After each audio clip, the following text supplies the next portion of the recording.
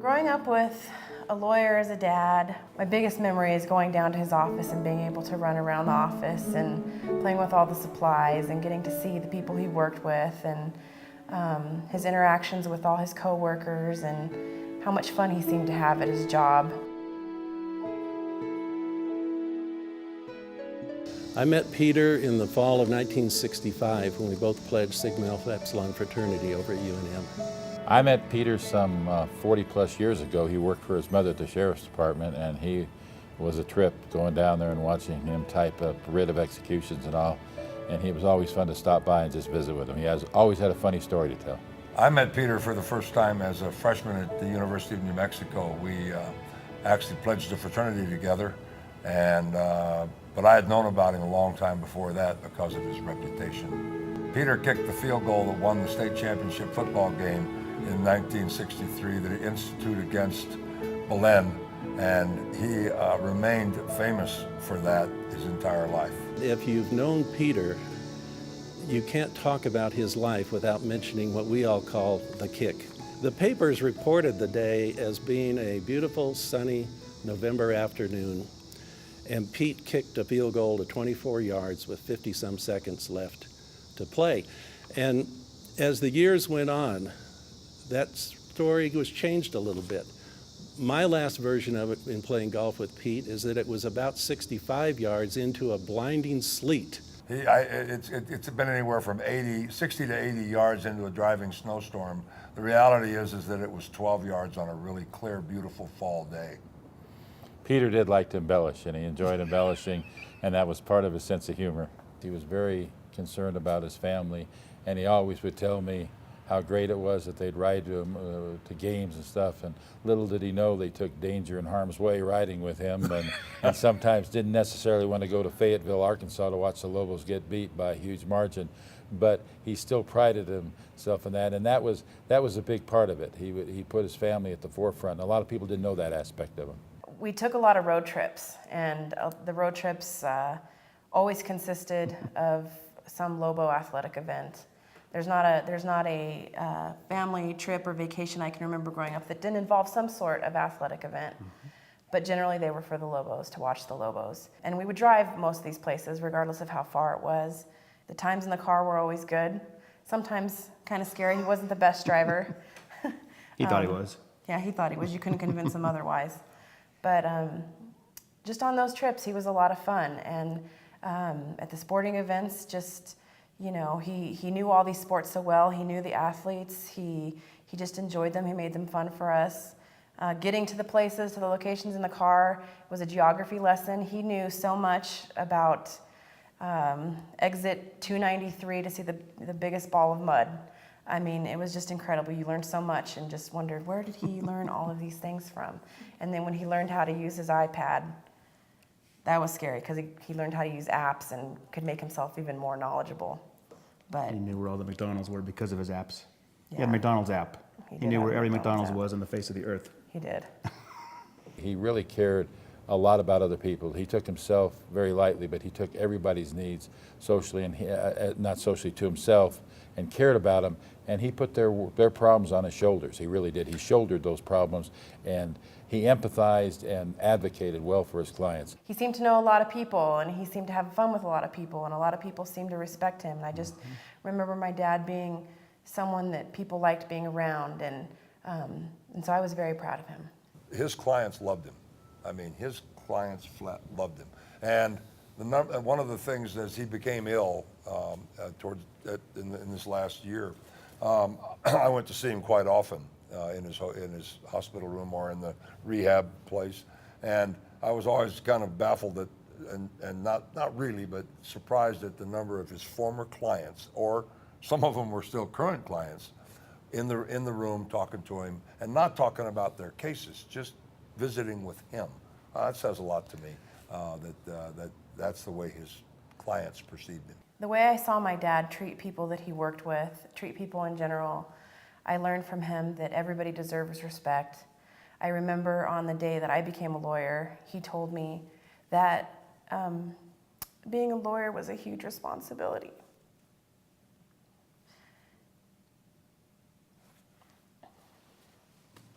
and that you always needed to remember everybody from every walk of life.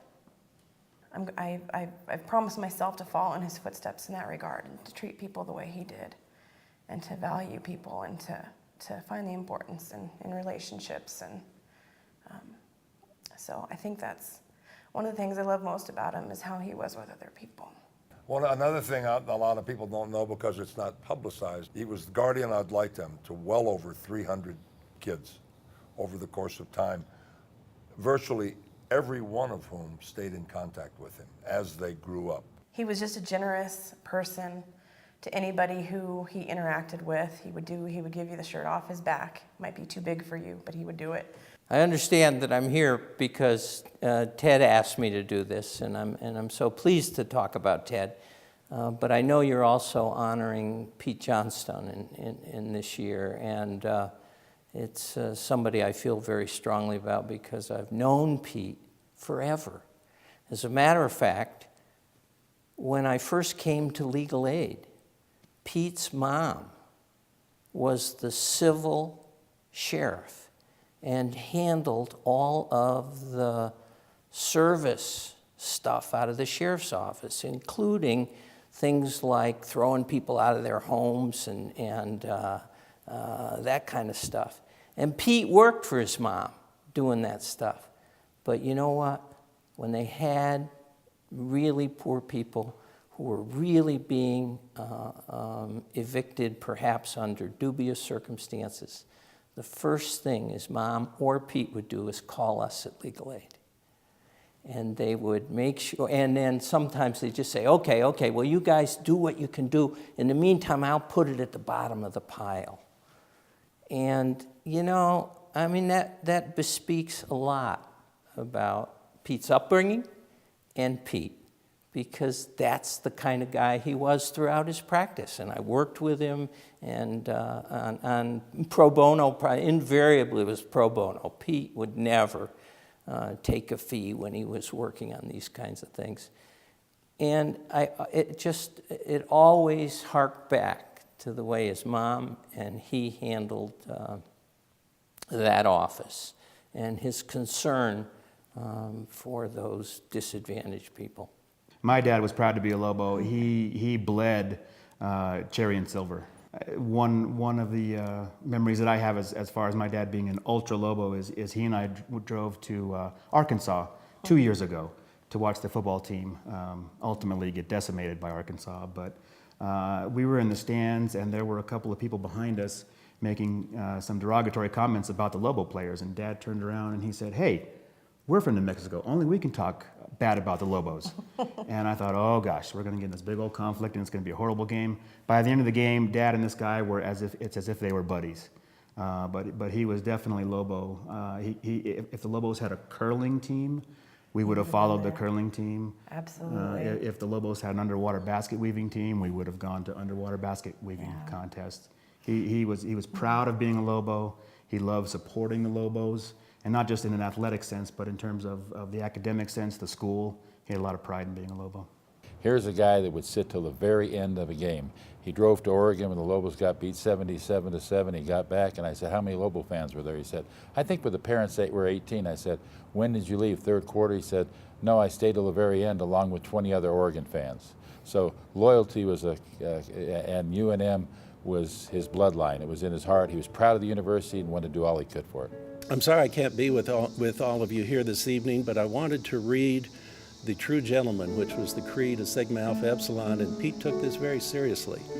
The true gentleman is the man whose conduct proceeds from goodwill and an acute sense of propriety, and whose self-control is equal to all emergencies, who does not make the poor man conscious of his poverty, the obscure man conscious of his obscurity, or any man of his inferiority or deformity, who is himself humbled if necessity compels him to humble another, who does not flatter wealth, cringe before power, or boast of his own possessions or achievements, who speaks with frankness but always with sincerity and sympathy, whose deed follows his word, who thinks of the rights and feelings of others rather than his own, and who appears well in any company, a man with whom honor is sacred and virtue safe.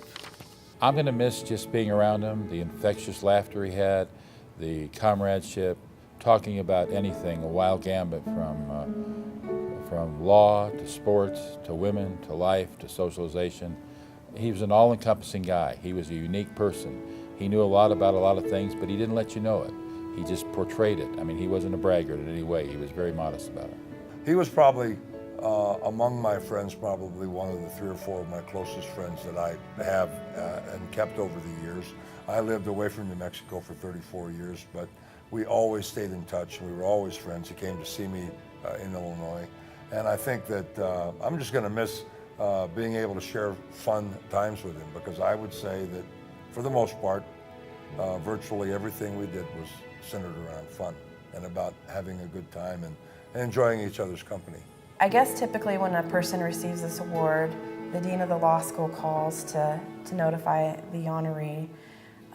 But I kept it a secret as long as I could, and I have to admit I let the cat out of the bag because I knew it would really raise his spirits when he wasn't feeling so well. So when I told him about the award, he was moved. He was moved to tears. He was overwhelmed.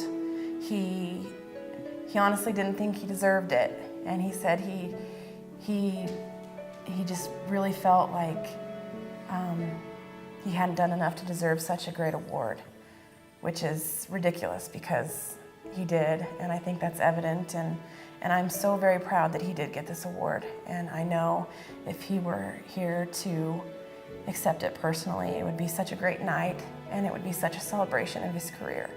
So I'm really sad that he's not here, but he was very excited about this award and just very overwhelmed that he'd been considered for it.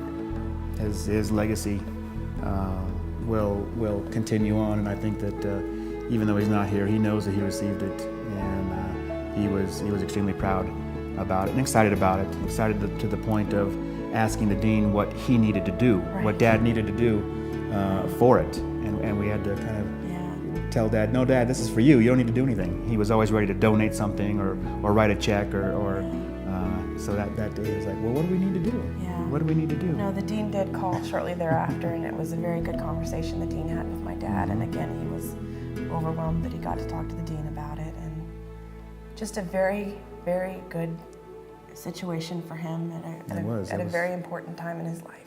That was a good day. That was a great day.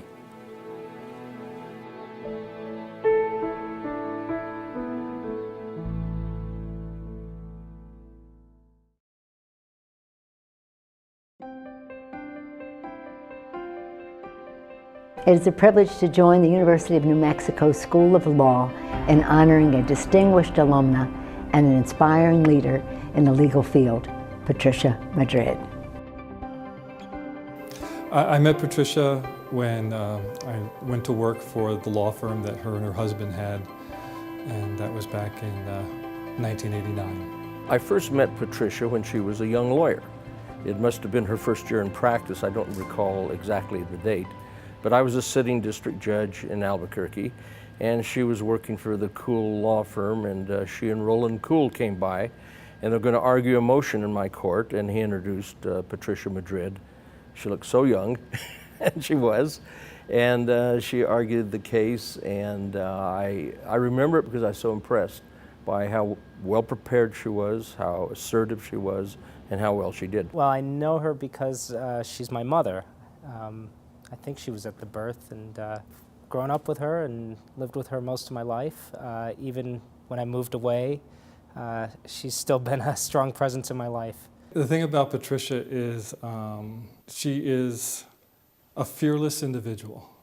One example of that is that when she was first elected to the district court judge as the first female district court judge, but she also then had her son, Giancarlo. She took Giancarlo with her to work. It wasn't trendy. It wasn't part of, take your child to work. She just did it because she wasn't going to divorce being both the judge and being a young mother. I really got to know her when we were on the campaign trail together. She decided to run for district judge. And at that time, it was a surprise to a lot of people. During that era, judges were kind of insulated from at least opposition from your own party. But she decided to take on a sitting judge, and that was a big deal. Patricia Madrid was the first woman in New Mexico to be elected to serve as a district judge. Now, prior to that, Mary Walters had been appointed district judge, And unfortunately, she lost in her re-election bid. So Patricia was the first woman to be elected district judge in New Mexico. With regard to Patricia's reputation, I think it is pretty clear that she has been a trailblazer, and I don't think anybody can dispute that she has more firsts than most people have fingers on their hands in terms of what she has done in her legal career. Throughout her career, she has championed the safety and security of New Mexico's women and children. Patricia Madrid established New Mexico's Violence Against Women Unit, which trains law enforcement officers to more effectively respond to crimes of domestic violence. My mother is incredibly strong. I learned, first of all, from her experiences that it's not an easy world for a woman. And I also realized how capable women can be, and that it's always important never to underestimate women, which I think somehow in society some people take that for granted or don't understand that. I think she's had to work twice as hard as a man in her position, maybe even more than that. And so I also really respect and comprehend and understand a fight for women's rights, women's equality, because it's not an equal world. And that was revealed to me in her experiences and her struggles. And it was amazing to see somebody who could overcome it in the way that she did. She also made history among her colleagues on the bench because she was selected by her colleagues to be the first female presiding judge in the 2nd Judicial District. And that's very significant. Being chief judge is such an important position because it's the largest judicial district in the state. We have external relationships with the legislature, making sure we get appropriations that are sufficient, and also with the county commission. The county commission is our landlord. They own the courthouse. We had a series of incidences with the courthouse where it wasn't quite up to snuff, leaking pipes. The jail used to be on the 4th floor and we were on the 3rd floor, and leaking and dripping into our courtrooms. And Patricia was tough in dealing with the county commission. We were all cowering back there, urging her on, and she carried the gauntlet for us, and we were so pleased with that. She's very self-assured in how she approaches things. And I don't know, whether that's a product of the fact that she is, part of all 3 cultures in that are existing in New Mexico in terms of having,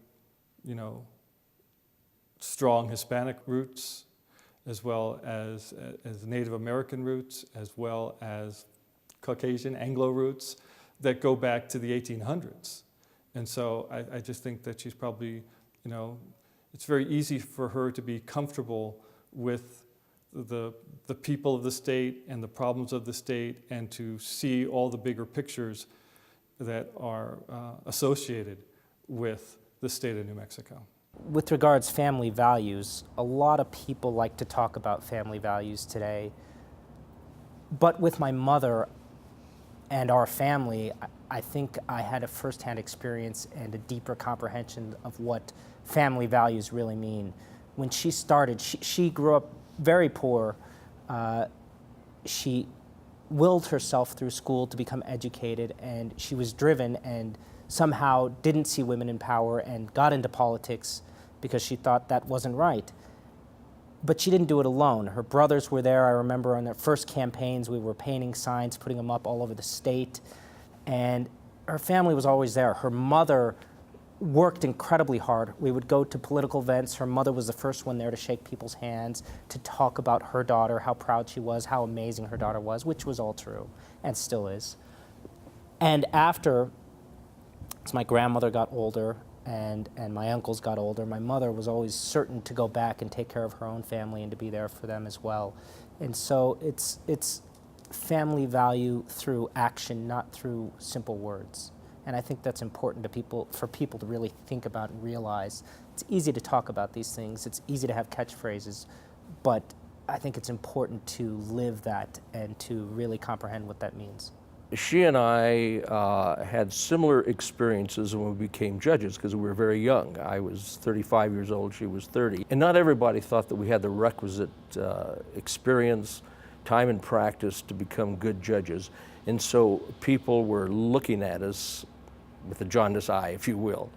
But she showed them. She was tough, she was smart, she was hardworking, and by all measures was a great district judge. Even though she worked so hard, she always managed to take care of her family. My father, myself, her brothers, her sisters, her mother, her father. She's an incredible cook, which is, I don't know if everybody knows that about her. And somehow she was able to give a voice to the people, do great things for the state, and somehow there was always an incredible meal on the table, and she was always present in my life, always present at my sporting events when I was growing up or piano recitals. She never missed a piano recital. One of the things about Patricia's style that was fun was that she really enjoyed watching West Wing, and she liked the idea of moving and talking and working out problems and assigning, the different assistant attorney generals to address those problems, all as she was walking down the hall of the Baton Memorial Building. That was always a lot of fun. My mother has a great sense of humor and a sharp wit, and it's hard to see that when she's always in an official duty, and it's unfortunate that more people don't get to see that. One thing that does annoy me about Judge Madrid is she took my slogans away. When you're running for district judge, it's an issueless campaign because you can't, under the code of ethics, speak about how you would rule in races. So you try to distinguish yourself in some way. When I first ran, I ran as the youngest judge of the state. I was 35 years old. Then Stanley Frost and George Perez were appointed judge, and they were 30 years old, so I was no longer the youngest judge. The next time I ran, I was the shortest judge in the state. And then Patricia came along, and I was no longer the shortest judge in the state, so I had no campaign issues to run on after that. Yeah, I'm really glad I got to do this because I love Patricia, and I'm really glad that she's getting this distinguished award. There are a lot of things I admire about my mother. It's hard to choose just one. I think the thing that stands out most for me is that she's never been afraid to take on difficult fights for the right reasons. And by right reasons, I think the most outstanding concept is to fight for the little person, the people that otherwise are ignored, taken advantage of, walked all over. And I think that's been a characteristic of her personality, who she is, even before she was in the political arena, the legal arena. And I think that's also what drove her to get into politics and to have the career that she has had. Patricia is often referred to as a woman of firsts. She broke down barriers in the courtroom and in her community to become the first woman to serve as a district court judge and as Attorney General in New Mexico's history. She is also the first Hispanic woman to serve as a state Attorney General in American history. Her leadership, her dedication, and her commitment to liberty and justice for all make her a deserving recipient of this year's Distinguished Achievement Award. Thank you, Patricia, for your work to create a more equal, more just, and more perfect union. Thanks to all of you at the UNM School of Law for recognizing Patricia Madrid with this well-deserved honor. Congratulations.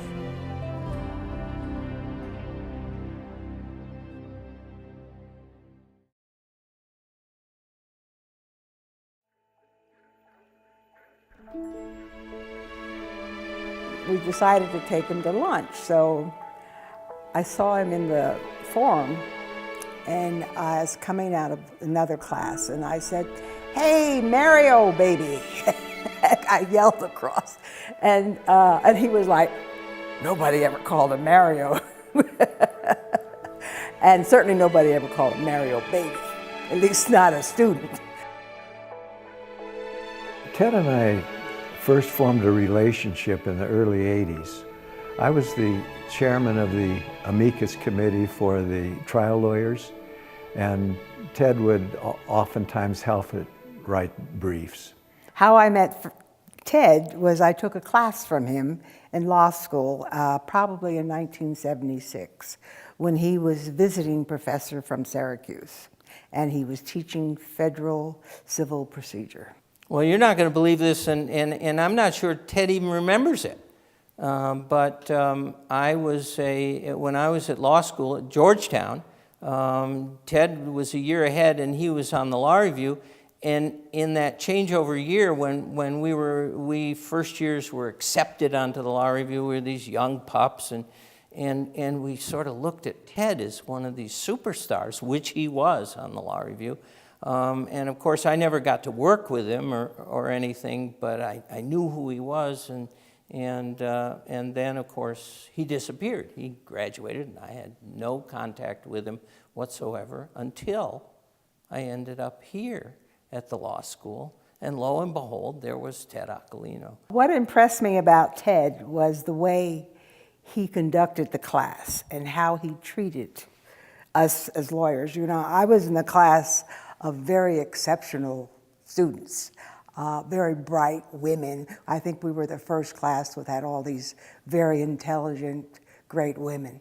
But I was also I was the oldest person, or maybe the second oldest person in the class. So I always felt a little different because my life experience had been different. But I liked the way he treated everyone in the class as equals, because we had some super bright people, and I wasn't one of them. You know, I felt a great deal of respect toward him even then. I was coming from my legal aid experience, and he'd been on the faculty for a few years. And then, of course, I found out what a glorious, wonderful teacher, colleague he was, because he accepted us. Any new faculty member came, and Ted embraced us all. Ted and I have been teaching jointly what we call a seminar on how to read and apply case law, a view from the bench. We've done that for a number of years. He's helped me to analyze my intuition to find the essence, the logical essence of what I have deemed the law to be. That's his absolute strength, is analyzing fully and perfectly to determine what the very essence is, not just the path, but the seed that really gives blossom to everything that a point of law addresses. After having taken that class from him, I thought this was somebody that should really be at the law school. So several of us students who took the class and other students who had taken the class had gotten together, and we decided we wanted to lobby him, basically, to come back. Now, I didn't know that it was up to Fred Hart and the other people to invite him back, but I thought he should be back here. He was that good. It was interesting to watch him at the board, where he's an absolute past master. So when I joined the faculty and got to know Ted, and I was teaching in related areas, and I guess it's the first time I was also aware he's this wonderful teacher and wonderful scholar. He's wholly inept when it comes to mechanical stuff, just wholly inept. So he happened to mention to me that he had a problem because they were moving the TV in his house, and did I know of somebody he could get a TV repair kind of person to come in and help? I said, Ted, what's wrong? He said, well, we're just moving it, and I've got the wire under the door, and I think it ought to go over the door. I said, Ted, don't be ridiculous. I'll come. I'll be happy to help you with it. I mean, it was that simple, a tack here and there and put the wire over the door. So I go up, and Teddy answers the door, and introduced my name is Michael, and I was going to help your dad. So he lets me in. It took 10 minutes, of course. Got it done. I went back, and it must have been a few weeks later when Ruth and I were invited to dinner, which was also something Ted and Sally always did with new faculty members. So I go up, and we ring the doorbell, and Teddy comes to the door, and he said, Dad, it's the TV repairman. Ted has such great interaction with his students. I know the students love him. They can't help it. I do, and I watch in their faces because he has such empathy for them. He understands the difficulty of being a law student. He doesn't punish them for the fact that they're not perfect. He helps them to become as perfect as they can. But what I liked about Ted was the way he taught. I mean, he didn't talk down to us, not that any other professor did. And I liked the way he treated us pretty much the same, the bright students, the mediocre students, and I was one of the mediocre ones. At least I thought I was. But he didn't make me feel like that. He made me feel that I had something to offer. And I felt he certainly has something to offer because he was teaching you how to do it. He is a consummate teacher. His classrooms are extraordinary. And he is comprehensive, he is clear, he is engaged, and the students are engaged. He is just the best teacher imaginable. When you're sitting in his classroom, it's alive. You could almost see the people, see the action. He makes you feel that you're in that courtroom too. I mean, he's just, to me, one of the incredible professors. He does, and when I go to his updates, I'm just enthralled. Because, I don't think law is the most exciting thing, but he makes it exciting. He makes the law seem that you can really make a difference. Well, his reputation is beyond Albuquerque, beyond the locale or even Santa Fe. I know that he's invited to all corners of the state. He's just terribly well known and highly respected. I don't know of any professor who is sought out as Ted is for those presentations. He's complete, he's accurate, and he's entertaining as any human being could be, running through last year's important points on civil procedure. I mean, what in the world can you do with a topic like that? As sort of a symbol of his organization, you should just see what his office looks like. It's just impossible. But that's okay because he does all his work in the faculty library, supposedly available for all faculty, and yes, some other people use it, but we all know it's Ted's real office. It's got no telephone, he's got his computer, he keeps it nice and tidy, and of course if anybody else messes it up, he gives them what for. And so he has his workspace, which is the faculty library, and his office is just the pits. I've done my best to wear the uniform for this video. Ted is the only professor at the law school that has a uniform, and I tried to wear the uniform today.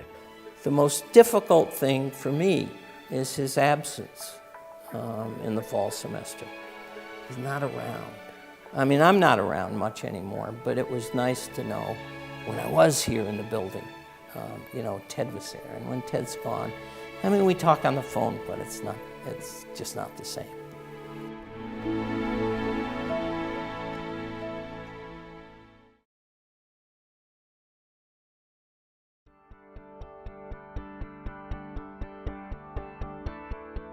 Norman has had a very positive influence on the lawyers in our firm, and I think my impression of him in many ways is that he's old school. He's a reminder of the importance of integrity. He has always conducted himself impeccably in his personal life and in his professional life. And as a role model for younger people, it's incredibly important because it creates an aspiration for people to try to achieve in watching the way that he conducts himself. I first met Norm when I came to the Sutton, Thayer & Brown law firm in 1981 as a law clerk. It was in 1980, and I was applying for a job at Sutton, Thayer & Brown. We went for lunch, and as one of the other senior partners in the firm described it, when you're interviewing with Norm, you get, at least at the time anyway, it was a combination of Naval Chronicle and firm history. So he really did give a sense of the people that had come in the firm beforehand, and what a special place he felt it was. I was about 24 years old. I was just out of law school. I was working at the Legal Aid Society, and I had filed some hysterical lawsuit that all these big corporations in Albuquerque were messing up with poor people. And all I can tell you is that Norman was one of the lawyers representing one of these corporations that I had claimed had disadvantaged poor people in some way. And out of all these lawyers that we actually had a little trial, Norman contacted me, and we subsequently had lunch. And Norman said, when my fellowship was over, because I was here on a fellowship, I should come by and talk to him about a job. Norman seemed to me to be the embodiment of a lawyer. He has a military bearing. He stands up straight. You know, he has a tremendous presence in the room, and he was very impressive. Norm has a great clarity of thought and a great clarity of expression. And Norman requires that other people that work with him adopt those attributes. And he's very clear in his instructions about how to do that. If you're listening to him and you're not overwhelmed by whatever information he is giving you, he gives you some very succinct and very useful guidance. He was a great mentor to me. There were only 6 people in the law firm at that time. It was 1970. I thought I knew a lot of stuff. I'd filed all these hysterical lawsuits at the Legal Aid Society. And Norman was such a wonderful lawyer responding, because all of a sudden I started learning how little I knew. And Norman took me to all these trials he was trying. And I got to carry his briefcase. And I got to watch him. And he was so good. He was so ethical. He was so prepared. He so knew when to quit talking and when to start talking. I knew none of that at that time. And I really got lucky, because I had Norman Thayer as a mentor. What's not widely known outside of our law firm is the tremendous kindness and generosity of spirit that Norman shows younger attorneys when they get themselves into trouble. You know, any of us who have been in practice for any length of time, sometimes we can find ourselves in deep water. And Norman, throughout his career, throughout the entire time that I've been at the firm, has been tremendously giving in working with younger people to work through whatever the particular problem is, if they're facing a claim or a complaint of some kind, and helping them keep body and spirit together and properly responding and acting impeccably. And I know that there's a number of people who are truly grateful to him for being in their corner when the barbarians are at their gate. Norm's mental capacities, I think, are formidable, to put it mildly. But I think what is perhaps most impressive about that, because there are a lot of smart people, but you can't understand what they're saying. You don't know what the point is that they understand, just you don't. With Norm, he has this ability to take very complex situations, to quickly synthesize all that information, and then he can put it into a series of one-liners that are complete and accurate and completely understandable to the layman or to the young lawyer who is trying to learn how to practice. I think one of the things that's important to note about Norman, as both a person and as a professional, is that he has high regard for candor, for directness, for forthrightness. And it manifests itself both in his personal life and in his professional life. An example is, I remember one time he was working on a case with a number of younger attorneys who were sort of working at cross purposes, and the briefs were going in different directions and not entirely consistent. And at one point, he just took control of it in a very gentle kind of way and decided to write the brief. And the brief was elegant in its focus and its simplicity, and he essentially just made one argument. And they went to court and they won it. And I remember talking with him afterwards and saying, asking him about his impression of it. And he said, Rosenblum, you select your best argument and you go and you win with it. My impression of Norm outside the courtroom is that if you get him near kids, the guy is the softest touch that you would ever want. And of course, people who may have crossed swords with him in the courtroom may not feel that way. As a small aside, we used to have an expression in the firm that if someone had run into Norm and it hadn't worked out well for the other person, that they had been Thayerized. And so, but despite that, you get him near little kids and he loves them and he's great and he melts, and you wouldn't anticipate that this is the same person that if you cross swords with him in the courtroom, it's likely to be your head on the floor. Norman and I tried the lawsuit where we sued the National Guard, who had bayoneted a bunch of students who were protesting, and some of the bayoneting was severe, and it was called the National Guard suit. And during the course of the suit, one of the National Guard administrators got up on the stand. Judge Howard Bratton, who was the chief federal judge at the time, he's now deceased, was the trial judge. He was a terrific judge. And one of the witnesses, Norman felt that the witness, after swearing to tell the truth and the whole truth and nothing but the truth, so help him God, was lying through his teeth. And so Norman, who could have a temper, followed him out into the courtroom during a recess and approached him, and there were no fisticuffs, but it got close. And Howard Bratton heard about this and was holding Norman in contempt and was going to put Norman in jail for intimidating a witness, just because Norman felt that the witness was lying. So at this immediate contempt hearing, because you have a contempt hearing right away, I represented Norman. And although we lost the National Guard suit, I sort of thought we won because I kept Norman from going to jail.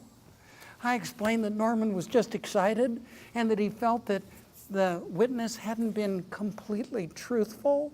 And Norman didn't mean to approach him in an intimidating, combative way. And to the extent there was an assault, I was throwing my client on the mercy of the court.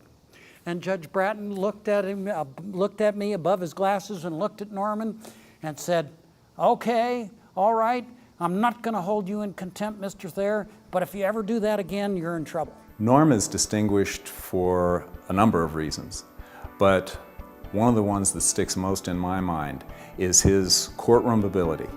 And when he is in the courtroom, he knows exactly what he is doing, he knows why he is doing it, he knows how to do it, and if you are a person who is learning from him, there is no soft ambiguity about, well, you've got to feel this way and you feel that way. He can tell you specifically what steps you need to take to prepare, and then after you have prepared, what steps you need to take to execute.